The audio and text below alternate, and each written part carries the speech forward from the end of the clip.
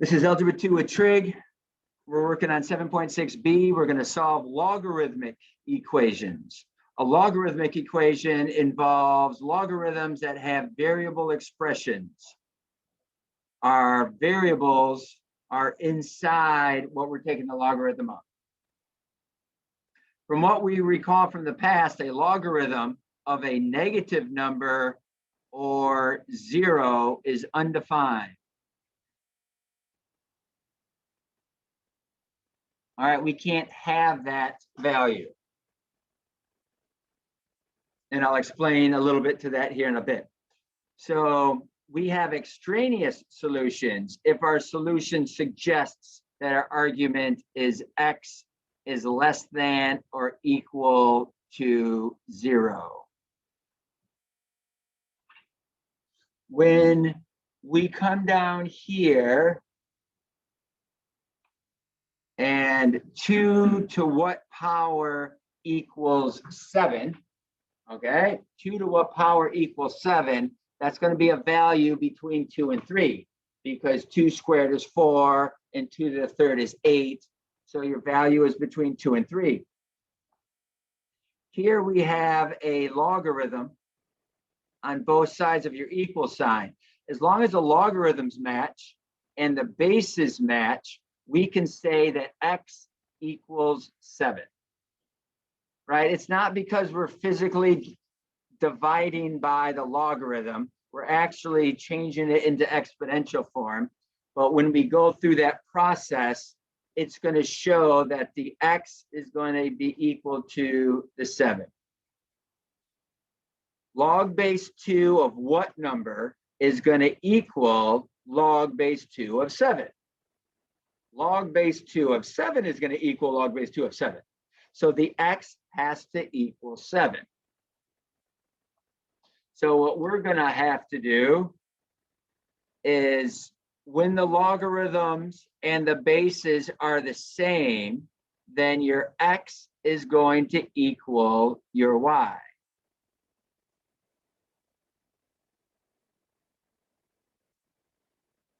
So log base 2 of x, like we said, is going to be equal to log base 2 of 7. Or we could say that log base b of x is equal to our log base b of 7. What we're looking for is that the logs are the same and the bases are the same. So then we're going to set what they are taking the logs of equal to each other. So over here, we notice that we're working with natural logs. So we're going to say 7x minus 4 equals 2x plus 11. Both of the logs were the same and the bases were the same. Yes. So we set them equal to each other.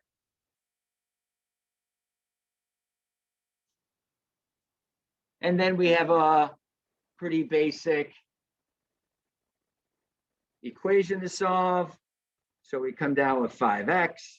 We add the 4 to the other side. Come up with 15. Now, while you're taking your notes, it would be great if you could be filling out some of the notes without looking up and down continuously. You want to do the best that you can to try to understand and make decisions on what needs to be done. And if you need to either pause the video or you need to look up when you're done, you can then see if you're matching. Okay. Now, here we have natural log. That is a base of e. That was irrelevant in the problem. Okay, that did not affect the particular solution. Over here, we have a base of 5.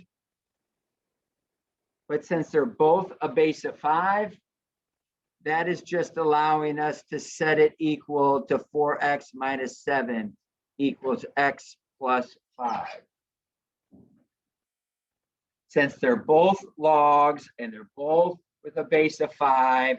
For these two to be equal to each other, these two expressions have to be equal to each other. And we can go through solving. So we do the opposites to move your like terms together. That crosses them off, that crosses them off, and we get 3x. Over here we get 12, divide by the 3, and x equals 4.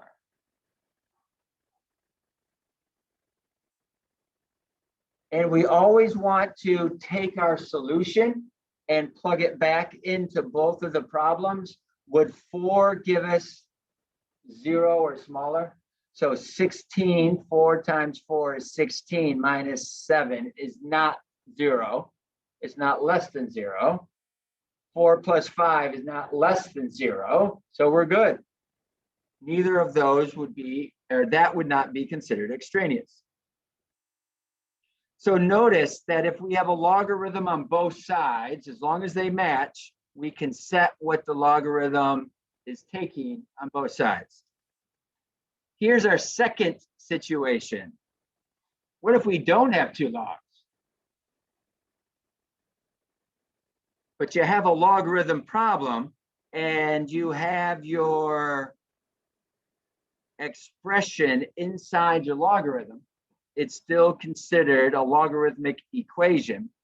We are going to get the logarithm by itself. So we have log base 5 of 3x minus 8 equals 2. So that's called isolating the logarithm. Now you know that a logarithm is used to solve for an exponent.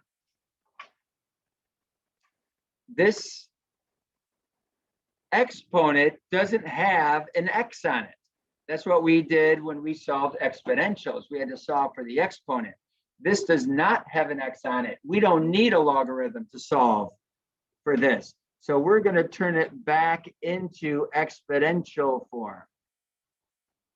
So we have our base of 5 that is being squared, and that needs to equal 3x minus 8. You use logarithms to solve for an exponent. If you don't have an x in the exponent, then you don't need the logarithm. So 5 squared, that's not 5 times 2, that is 5 times 5. So we add the 8 to the other side, and that's 33.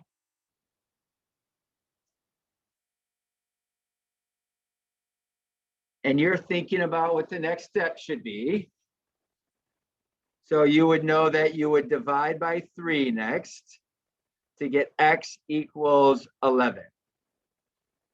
And as we try to mentally plug that back in, 3 times 11 is 33, and minusing 8 is not going to get that down to 0.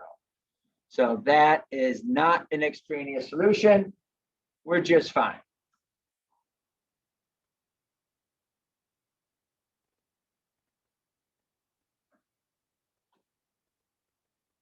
So that's a situation where we had one logarithm.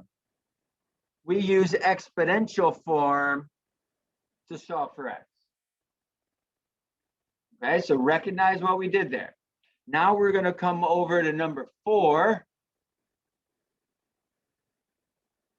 This one's different. This one has 2 logarithms, but they're not on opposite sides. And moving it over wouldn't help us. But it has a plus in between. That looks familiar. Think about what that means. What happens when you're adding 2 logarithms together? It's called the product property for logarithms. So we take the log of 5x and we times that to the x minus 1. So the 5x times the x minus 1 is being affected by the log. We condensed it into a single logarithm. We had 2 logarithms. Now we condensed it into 1 logarithm.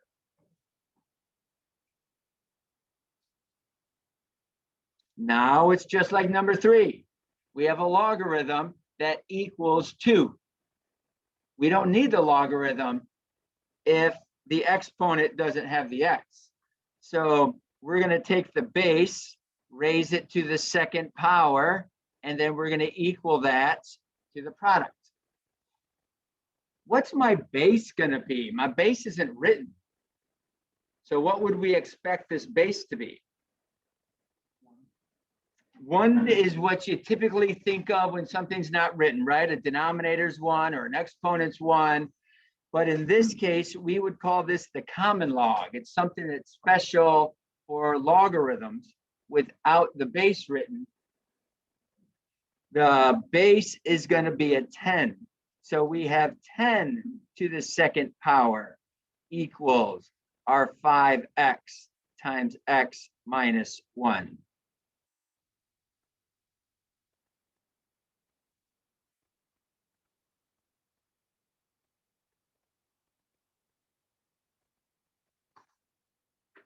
So from here, you're trying to make a decision on what you would do.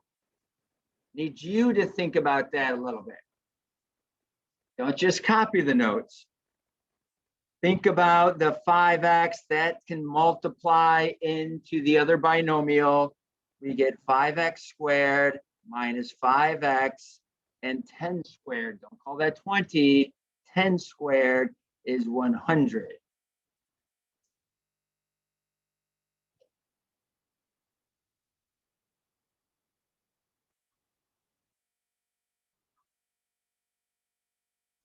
Now we have 2 different types of x's being written here. We got an x squared and we have an x.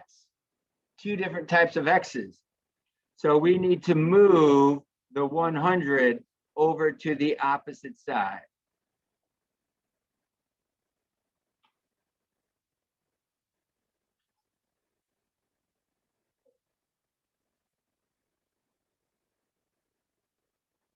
Now we have what's called a quadratic. It's called a trinomial. And we have to solve for x. So what can we do to solve for x of a quadratic?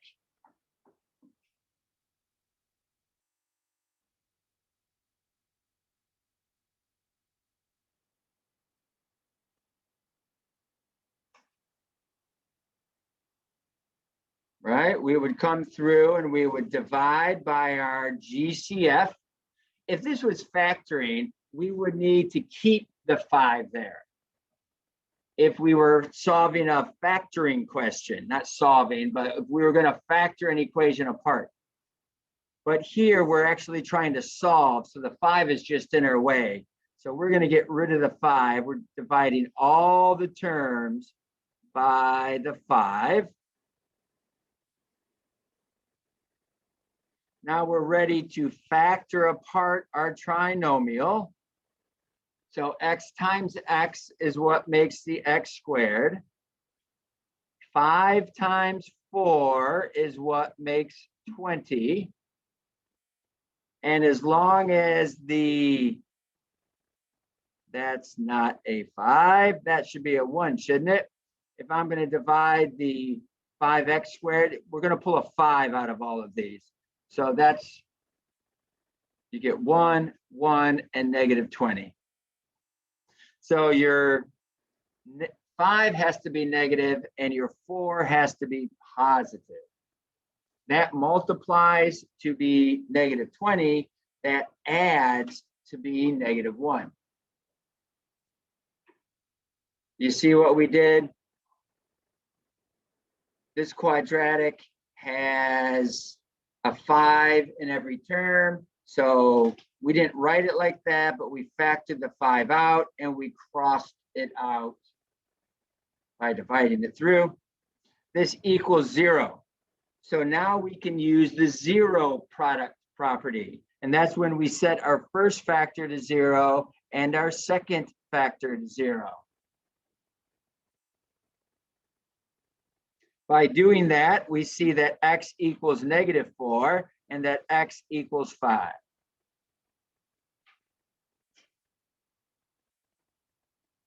So at first, we're all excited. We solved it. We showed our work. We did everything we're supposed to. But to see if we have an extraneous solution, we have to consider, are both of those answers reasonable up in our results, up in the original problem? So 5, you get 5 times 5. That's okay. That's not 0 or less.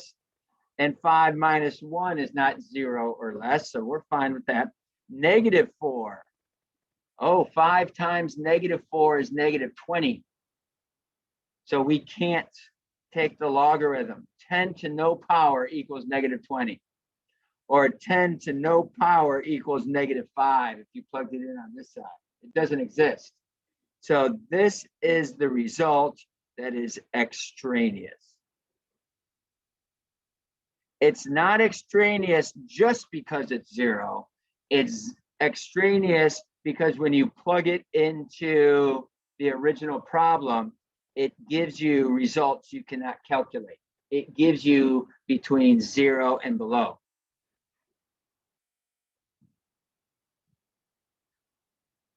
All right, last example that we'll do from this side. We're looking here at this one. It is a little bit different. We still have 2 logarithms with a plus in between. So that tells us that we're going to use the product property and multiply our 2 factors together. Because the logarithm equals a constant, we don't need to have a logarithm. It's not equaling x of any type. So we can switch this over into exponential form. If you're in a logarithm, you can switch it over to exponential by saying 6 to the first power equals 2 minus x, 3 plus x.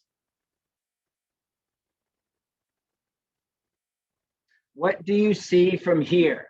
What would you do from this point? This is like tons of problems we have done in the past.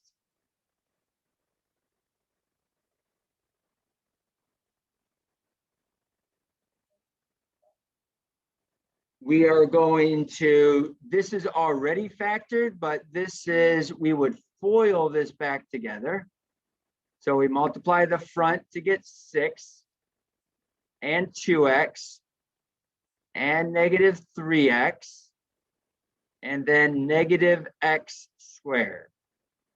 6 to the first power is just 6. So yes, we want to multiply that all together because we can't combine the 6 into the parentheses.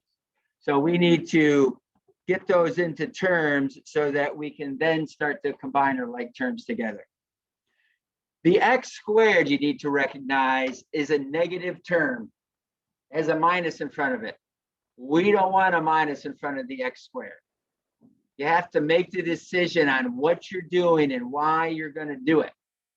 We're going to move the x squared to the other side of the equation because I want it to be positive. You need your leading coefficient to be positive. It really helps factoring. These two are going to collect like terms to be -x. So we're going to have to do the opposite of -x, which is plus x and plus x. That's going to cross them off. And then -6 and -6. That's going to, I guess it won't be an equal sign, will it? But that's going to cross them off. So everything seems to be crossing out. So that gives us x squared plus x, and there's nothing left on the right-hand side.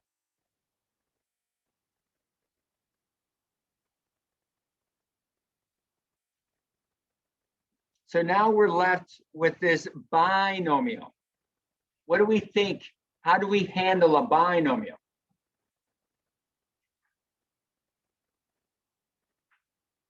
Yes.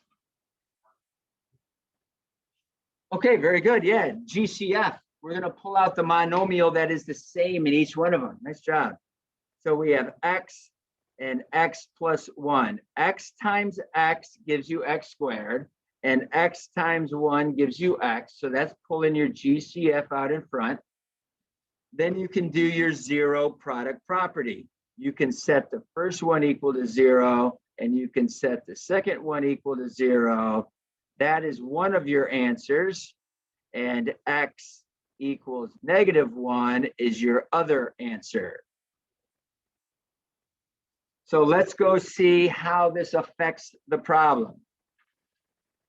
By trying to plug it in, 0, 2 minus 0, that's okay. That's not 0 or less. 3 plus 0, that's not 0 or less, so that's okay.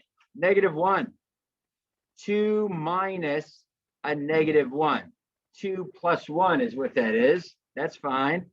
And 3 plus a -1 is fine. So both of those are actually solutions. So you can have two answers like we had here.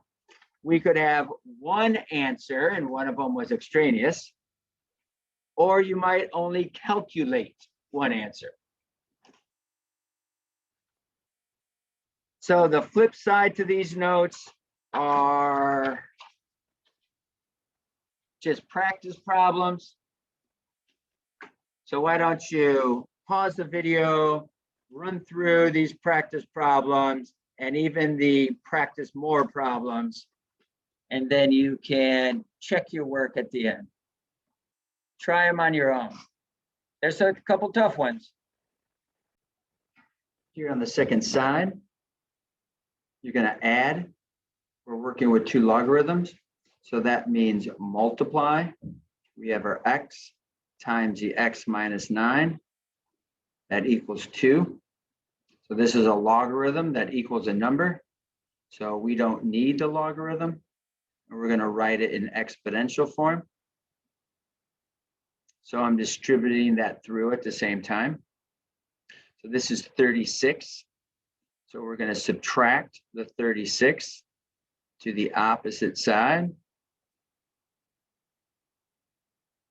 And notice that that gives us a couple different ways to be 36. 9 and 4 is pretty common. 18 and 2, but neither of those add to be 9. But 12 and 3, that makes 36. And that can add to be -9 if you're using a -12 and a +3.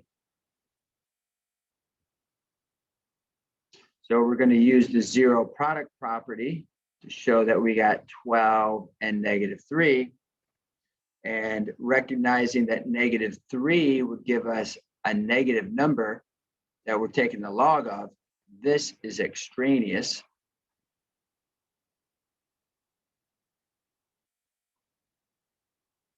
$12 works out just fine. So 12 is our answer.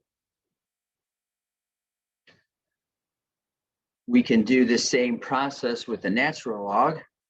We can set our 7x minus 13 equal to our 2x plus 17 minus the 2x to the opposite side. 20, 30. And when we divide, we get 6. And 6 is 42 minus 13. That's not negative. That's not negative. So we're all set. That's a possible answer. Here, we could take the 3 as an exponent. That would totally work, but that wouldn't really help us solve the problem. So you may just want to divide by 3.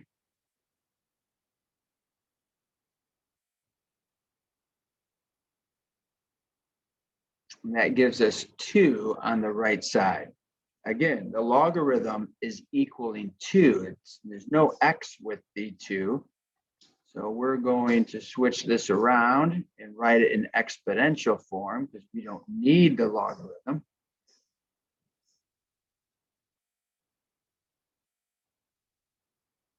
Add the 2 to get 51. And divide by the 3 to get 17. 17 does not make what we're taking the logarithm of 0 or less. So 17 can be an answer. So these are more practice problems, pretty much like a homework questions, just more practice for you. So if you've worked through these already, you can now check your work.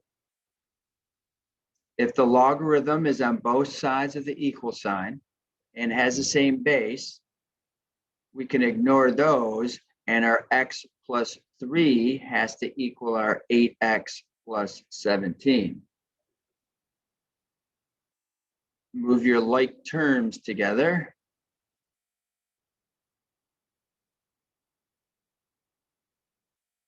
And when we divide by 7, we get x equals -2. By plugging in a -2, we don't get 0 or less. By plugging in a -2, we get the value of 1, which is positive, and that's just fine. So you can have a negative answer. It just cannot produce a negative value inside the parentheses of your logarithm. Here, there's not 2 different logarithms. Here we had 2 logarithms. So here we're just putting it back into exponential form. We don't need the logarithm to solve this problem. We don't want the logarithm for solving this problem.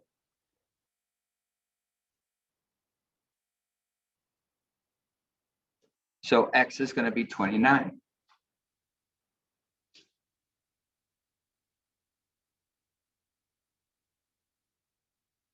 Here's a little bit of a tricky one. We would subtract 1 to both sides.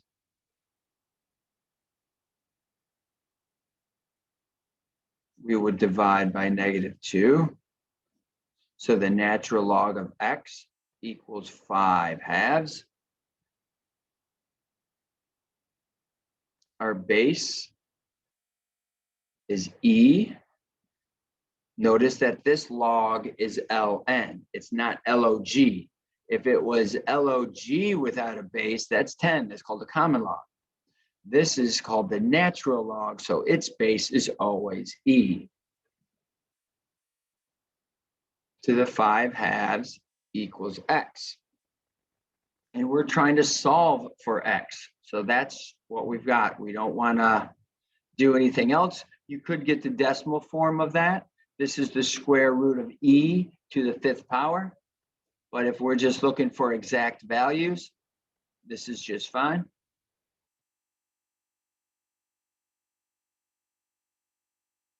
Here we have 2 logarithms with a plus in between. So when we do that, we multiply. We're using our product property of logarithms. We don't need to have the logarithm, so we write it as 6 squared. We're going to move the 36 over to the other side. We're looking for 2 numbers that multiply to be 36. X times x multiplies your x squared.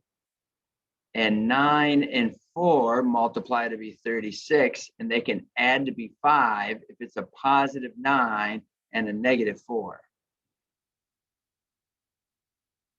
So we set these both equal to 0 for the 0 product property. And we notice that 4 would make both of those okay, but the -9 is going to make them negative. We cannot take the logarithm of a negative number. So this is extraneous.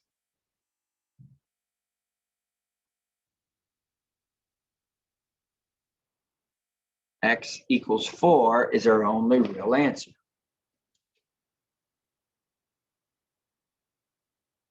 Very similar to that one. We have a plus in between our two logs.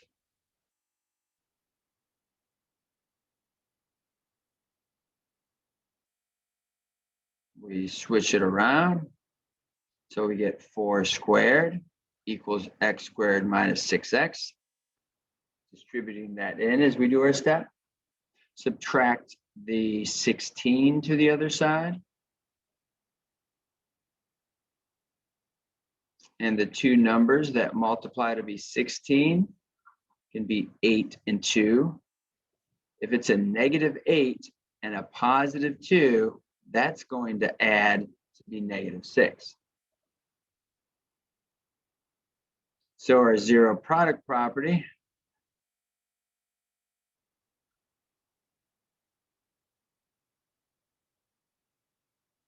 negative 2 is going to make both of these negative. So if it makes one of them negative, it's not circled. If it makes one of them negative, then it is not a solution, and we cross that off. We call it an extraneous solution. 8 would be fine in both of those. So 8 would be a possible solution.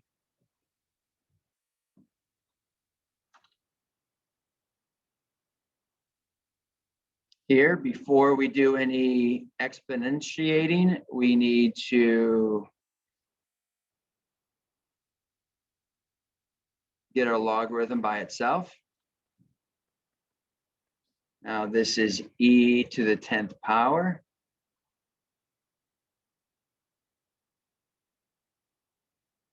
Okay, so e to the 10th power minus 3 is what x is. That is your more of an exact answer. If we wanted to know the decimal version of e to the 10th power, that would be 22,026.47. That is approximately what x equals. Well, minus 3 is approximately what x equals. So we minus 3 from this, and our best answer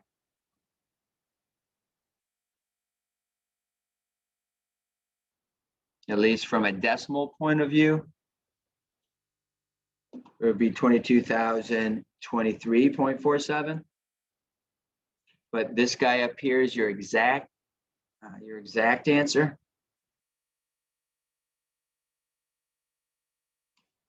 So all depending on what directions would be.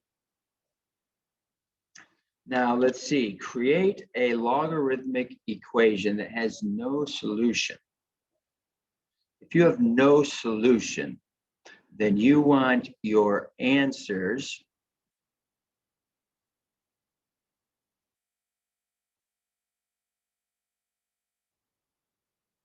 you want one of those answers that has no solution. Let's just make it real simple. We want our answer not just to be negative, but you want the result to produce a negative. Okay, so thinking about what we typically would do, we're solving something that's going to make x equals a negative 5. So if you have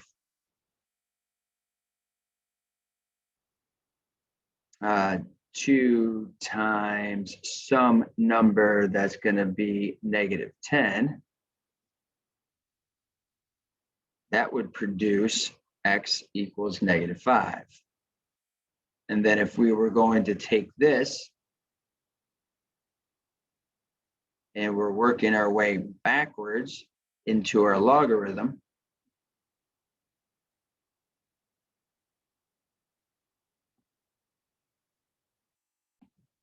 I'm going to change this up a little bit. It might be a little confusing.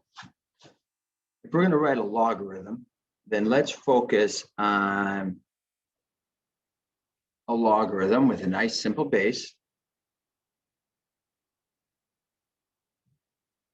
if we wrote it in exponential form that has a nice simple number,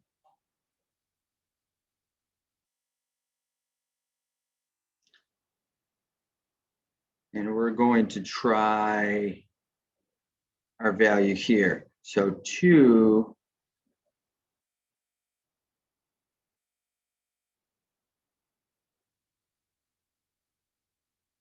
to the second power equals x minus 8. This is for,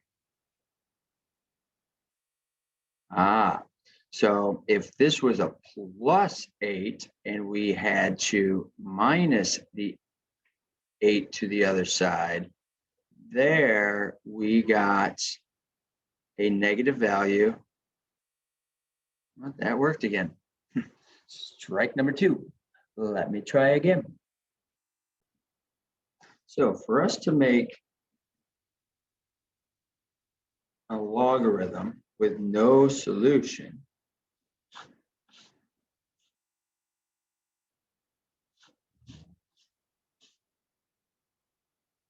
I'm going to think about my graph. So if we take a logarithm,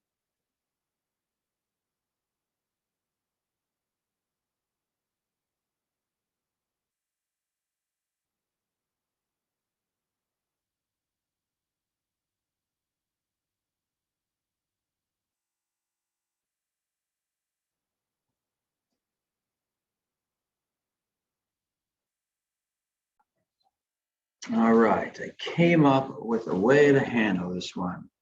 So thinking about a graph. All right, at first I was trying to make a situation that had an extraneous solution. And then an extraneous solution makes a problem that has a value that doesn't intersect with the graph, and an x that does intersect with the graph. That's extraneous. This doesn't say that. This is saying has no solution. So can you come up with a value of y that this graph doesn't cross?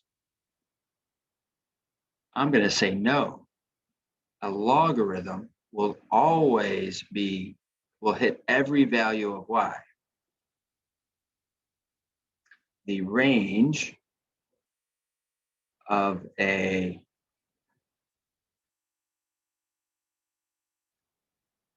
logarithm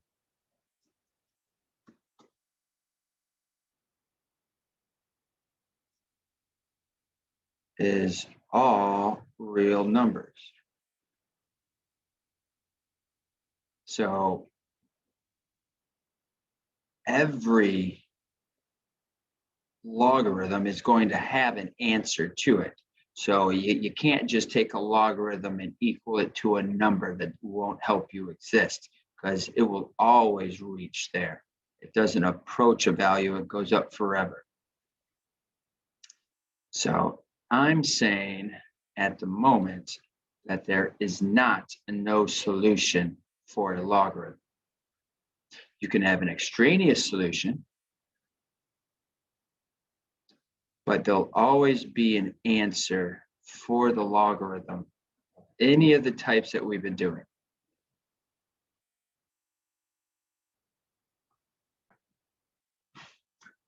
So with working my way through, thinking this out, I did come up with one other idea to really try to come up with something that has no solutions. So if you have a logarithmic graph and you have another logarithmic graph that are both going to be growing at the same rate, but will never cross, that would be like log base 2 of x minus 3. That moved over, let's say 3 to the right. We know how logarithms work. And if we're going to have log base 2 of x plus, pick any number you want, but I'll pick 4. It moved over 4 that way. They're going to be opening at the same speed, at the same rate. They're never going to cross. It has no solution. You can also see that when you set them equal to each other, like we have learned in class, when you solve that, all your x's cross out. So you get an unreal statement. So there is no solutions for this graph.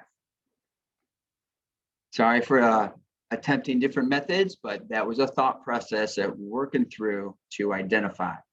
This kind of answers it.